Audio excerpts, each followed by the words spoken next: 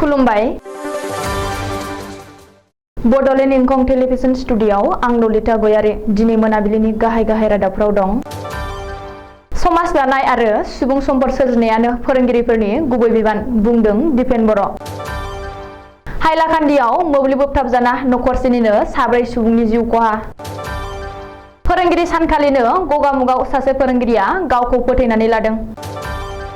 भारताव दावबायफैदों बांलादेशनि गाहाय मन्त्रि शेख हासिना मोनस्नि गोरोबथा खालामनो हागौ। गुणोत्सव 2022 नि फिथाइ फोसावबाय सेथि मासियाव शिबसागर जिल्ला। गसाइगाव गलामजरा ग्रेस इंलिश मिडियाम फरायसालिया फोरोंगिरि सान फालिदों।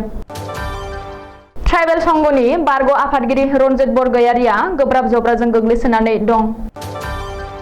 मानास नेशनेल पार्कनि थाखाय गाहाम खौरां थरबा हाथरखिनि ताज हटेल थाबैनो लुफुंजागोन। बरमा हाथरखि एकाडेमिया गाजा गोमजायै फोरोंगिरि सान फालिदों। मेदाकाट बाथौ आश्रम गोजौ फरायसालिया फोरोंगिरि सान फालिदों। दानिया फैदो आबुं रादाबाव।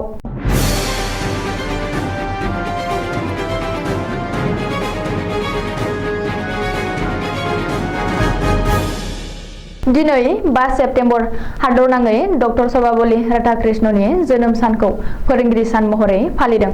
बेबादिनो एबसुनि आफादगिरि दिपेन बर'आ दिनै गावनि उन्दै समाव फरायबोनानै बारग'बोनाय अदालगुरि जिल्लानि बेन्दोङाव थानाय बर' बाजार गोजौ फरायसालियाव फोरोंगिरि सान फालिनाय हाबाफारियाव बाहागो लाहैनानै फोरोंगिरिफोरनो हामलायथि बावहैनायजों लोगोसे बर' बाजार गोजौ फरायसालिनि लांगोनानिफ्रायनो बड'लेण्डजों लोगोसे आसामनि साफ्रोमबो फोरोंगिरिफोरनो गाहाम हामलायथि बावहरो। फोरोंगिरि सानजों लोब्बा लाखिनानै गावनि बिबुंथियाव बुंदों दि 5 सेप्तेम्बराव फरायसाफोरा फोरोंगिरिफोरखौ जेरैबायदि मान होयो बेबादिनो बोसोरनि मोनफ्रोमबो सानावनो फोरोंगिरिफोरखौ मान होनानै गावबा गावनि थांखिखौ होसोयोब्लानो जिउआव जाफुंसार जानो हायो।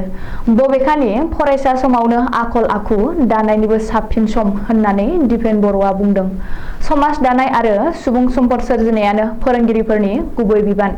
बेनिखायनो बर' समाजाव फोरोंगिरिफोरनि मानथाखोआ गोदोनिफ्रायनो दासिम गिबि सिरियावनो दंबोयो आरो इयुनावबो थाबाय थागोन होननानैबो दिपेन बर'आ गावनि बिबुंथियाव बुंदों। लोगोसे दिपेन बर'आ गाव सिगां फोरोंगिरि महरै हाबा मावबोनाय उदालगुरि गोजौसिन फरायसालियाव थांनानै फोरोंगिरि सानजों लोब्बा लाखिना बिफां गायनाय हाबाफारियाव बाहागो लाहैयो आरो एबसुनि जानानै फोरोंगिरिफोरनो हामलायथि बावो। हाइलाकान्दियाव मोब्लिबजों बोबथाबजाना नखरसेनिनो 4 सुबुंनि जिउ खहा। जना हायाव गोग्लैनानै थानाय मोब्लिब थारखौ दानस'ना नखरसेनिनो 4 सुबुङा जिउ गोमादों। दिनै फुङाव हाइलाकान्दी जिल्लानि बिलाइपुर गामियाव जादों बे दुखुनांथाव जाथाया। मोब्लिब बोजाना जिउ गोमानाय नखरसेनिनो 4 सुबुंखौ राजिबुल हुसेन, सुफियान आहमेद शेख, हुसेनार बेगम शेख आरो जाहिद हुसेन होननानै सिनायथिनो हादों।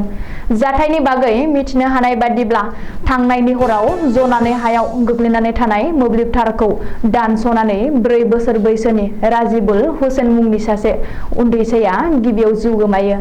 ओरैहाय मोब्लिबजों बोबथाबजानाय राजिबुल हुसेनखौ रैखा खालामनो थांना उन्दैसानि बिफा सुफियान आहमेद शेख आरो बिमा हुसेनारा बेगम शेखजों लोगोसे न' साखाथिनो गुबुन सासे लाइमोन जाहिद हुसेना बे जाथायनि उनावनो ओनसोलाव दुंहाव थासारि सोमजिदों आरो मोब्लिब बिफाननि अबहेला आरो गोहैलो खामानि मावनायनि थाखायनो दिनै बे गेदेरथार जाथाया जानो मोनदों आरो नखरसेनिनो 4 सुबुङा मोब्लिबजों बोजाना जिउ गोमादों। दिनै 5 सेप्तेम्बर हादरनाङै 67थि फोरोंगिरि सान फालिदों। नाथाय फोरोंगिरि सानखालिनो गगामुगनि सासे फोरोंगिरिया गावखौ फोथैना लानाय जाथाया सोराङाव फैदों। सोलोंथाइ मन्त्रि डक्टर रनिस पेगुनि बियाबनि सिङावनो बे जाथाया जादों आरो फोरोंगिरि सानाव सासे फोरोंगिरिया जिउ फोजोबना लादों। फोरोंगिरि सानाव गावनि जिउ फोजोबनाय लानाय फोरोंगिरिखौ राजेन बनिया होननानै सिनायथिनो हादों। मिथिनो हानाय बादिब्ला धेमाजि जिल्लानि गगामुग बरद'लनियाव थानाय 503 आवनियाथि कयटा बार्ड गुदि फरायसालिनि लोगो फोरोंगिरि राजेन बनिया दिनै गोदोनायाव दौलें लागायना जिउ फोजोबनानै लादों। भारत उदांस्रि जानायनि सिगांनो 1946 मायथाइयाव गायसनजानाय 503 आउनियाथि कयबार्ता गुदि फरायसालिया राजेन बनिया दान बान्था गैयालासेनो गोलाव बोसोरनिफ्रायनो बावसोमनानै फरायसाफोरखौ फोरोंबोदों आरो फोरोंगिरि महरै गावनि सिबिथायखौ होबोदोंमोन। नाथाय दिनैसिमबो सोरखारि जायाखै 503 आउनियाथि कयबार्ता गुदि फरायसालिया। गुबुन फारसे बे गुदि फरायसालिखौ आउनियात गेजेर फरायसालिजों सरजाबनाय जाबाय। मख'नो गोनांदि गावनि फरायसालिया दासिमबो सोरखारजों आजावजायि एबा सोरखारनि जायिनि थाखायनो राजेन बनिया गोसोआरि बायग्लिना बे जोबथा थांखिखौ लादों आरो फोरोंगिरि सानखालिनो गोदोनायाव दौलें लगायना गावखौ फोथैनानै लादों होननानै नखरनि सुबुंफोरा बुंदों। सानब्रैनि हाबाफारि लाना भारताव दावबायफैदों नुसुं हादर बांलादेशनि गाहाय मन्थ्रि शेख हासिना। भारतनि गाहाय मन्थ्रि नरेन्द्र मदिया खावलायहरनाय बायदियै बांलादेशनि गाहाय मन्थ्रि शेख हासिनाया दिनै सानब्रैनि हाबाफारि लाना भारताव दावबायफैदों। शेख हासिनाया दिल्लीयाव दावबायफैनाय समाव भारत आरो बांलादेशनि गेजेराव दै, रेल आरो बिगियान बायदि आयदानि सायाव गासै गुबुन गुबुन मोन 7 आयदायाव गोरोबथा खालामनो हागौ होननानैबो मिथिनो हादों। रिपर्ट बादिब्ला बांलादेशनि गाहाय मन्थ्रिया भारतनि हादरगिरि द्रौपदी मुर्मु आरो लेङाइ हादरगिरि जगदीप धनखारखौबो लोगो हमनायनि बाथ्रा। मख'नो गोनांदि शेख हासिनाया 3 बोसोर उनाव भारताव दावबायफैदों। बेनि सिगां शेख हासिनाया 2019 मायथाइयाव भारताव फैदोंमोन। गुणोत्सव 2022 नि फिथाइखौ दिनै फोसावबाय। आसाम सोरखारनि सोलोंथाइ बिफाना खुंनाय 2022 मायथाइनि गुणोत्सवनि रिजाल्टखौ दिनै फोसावबाय। मख'नो गोनांदि सोलोंथाइ बिफाना देग्लायबो रायजो नाङै गासै मोन 33 जिल्लायाव गं 45,735 फरायसालिफोराव गुणोत्सव फोरबो खुंनाय जादोंमोन। सोलोंथाइ बिफाना दिनै फोसावबाय 2022 मायथाइनि गुणोत्सवनि रिजाल्ट बायदियै गासै 45,735 फरायसालिफोरनि गेजेराव 4,826 फरायसालिफ्रा ए+ ग्रेड, 17,045 फरायसालिफ्रा ए ग्रेड मोननो हादों। गुबुन फारसे 13,208 फरायसालिफ्रा बी ग्रेड, 4,667 फरायसालिफ्रा सी ग्रेड आरो 2,132 फरायसालिफ्रा डी ग्रेड मोननो हादों। मख'नो गोनांदि देग्लाय गुणोत्सवनि रिजाल्ट बायदियै शिबसागर जिल्लाया रायजोनि गेजेरावनो सेथि मासि आवग्रिनो हादों।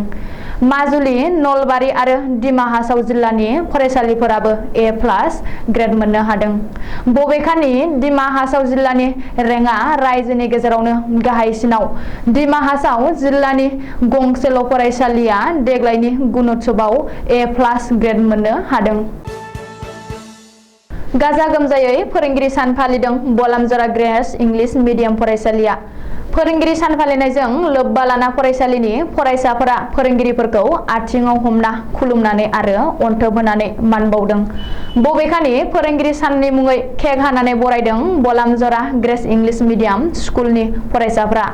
गसाइगाव महकुमानि सिङाव थानाय बलामजरा गामियाव थानाय ग्रेस इंलिश मिडियाम स्कुलाव दिनै गाजा गोमजायै मोसानाय रोजाबनाय हाबाफारिजों फरायसाफोरजों लोगोसे गोबां फरायसाफोरनि बिमा-बिफाफ्रा बाहागो लानानै फोरोंगिरि सान फालिनायखौ नुनो मोन्दों। फोरोंगिरि सान फालिनाय हाबाफारियाव बुंथिगिरि महरै तामुलपुर बियाबनि बारग' एमएलए देरहाग्रा मुसाहारिया बाहागो लाफैदों।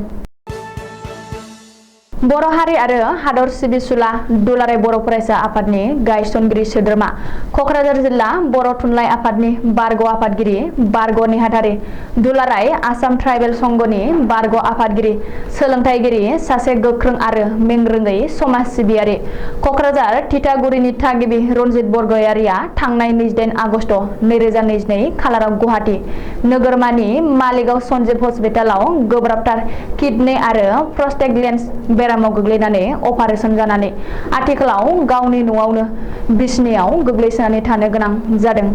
बे खौरांखौ मोननानै इस्सा एबा थागिबि जनजाति साहित्य सभा आसामाबो जोबोद दुखु मोननाय फोरमायदों आरो थाबैनो जब्रानिफ्राय रैखा मोनफिनथों आरो हामथों होननानै अबंनियाव आरज खालामदों। मानिजाथाव गेदेरमा बर' हारि आरो हादर अनफावरि मानिनां मुर्सि रनजित बरगयारिया 1963 मायथाइयाव साहा सानजा बर' कसारि फरायसा आफादनि दाजेनगिरि गाहाय नेहाथारि 1966 मायथाइयाव बोखावजायो गवालपारा जिल्ला बर' फरायसा आफादनि दाजेनगिरि सोद्रोमा आरो बेनि उनाव बोसोर 1967 मायथाइयाव दुलाराय बर' फरायसा आफादनि दाजेनगिरि सासे गोख्रों सोद्रोमामोन। बिथाङा 1967 मायथाइनिफ्राय 1989 मायथाइसिम लान्थ्रियै कक्राझार जिल्ला बड' साहित्य सभानि नेहाथारि आरो आफादगिरिनि बिबान बानबोदोंमोन।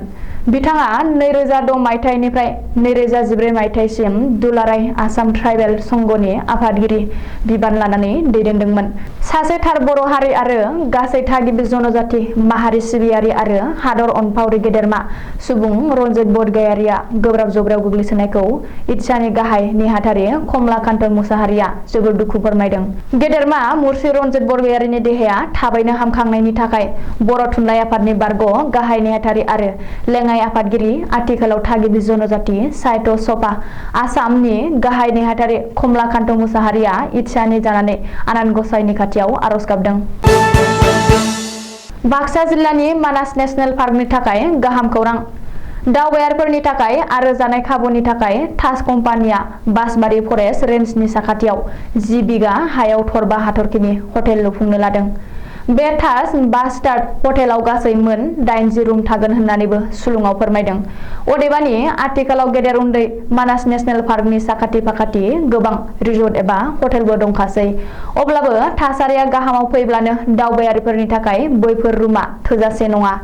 बे गोदान हटेलखौ 10 बिगा हायाव लुफुङोब्ला गारि पार्किं खालामनायनि गुवार जायगाबो थागोन। जिंजार बेन्डजों लुफुंनो गोनां बे बिलाथि हटेला माब्ला लुफुंजायो बेखौसो नेनांसिगौ जाबाय।